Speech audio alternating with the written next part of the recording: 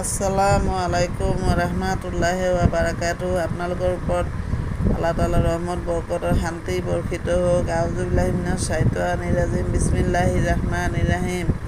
খেতা খোৱা শয়তানৰ প্ৰচলনিৰ পৰা আল্লাহ তুমি আমাৰ ৰক্ষা কৰা। পৰম কৰুণাময় পৰম দয়ালু আল্লাহ তাআলাৰ নামত আৰম্ভ কৰোঁ। আজি সূৰা কাফ অৰ্থ এটা আৰবী বৰ্ণ। সূৰাটোৰ 26 নম্বৰ আয়াতৰ পৰা 30 নম্বৰ আয়াতলৈকে পঢ়ি শুনাব খুজিছোঁ। আশা কৰোঁ আপোনালোকে শুনি অশেষ সওৱাব অৰ্জন কৰিব পাৰিব। আৰু আল্লাহৰ লগত আনক উপাস্য কৰি লৈছিল, এতিয়া তাক কঠোৰ শাস্তিলৈ নিক্ষেপ কৰা। তাৰ লগৰীয়াটোৱে নিবেদন কৰিব, হে মোৰ প্ৰভু, মই তাক বিদ্ৰোহাচৰণত লিপ্ত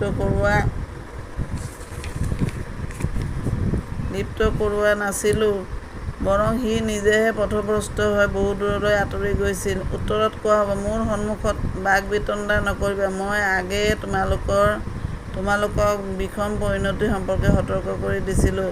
মোৰ কথা লৰচৰ নহয়, আৰু মই দাগবিলাকৰ প্ৰতি কোনো অন্যায় নকৰোঁ।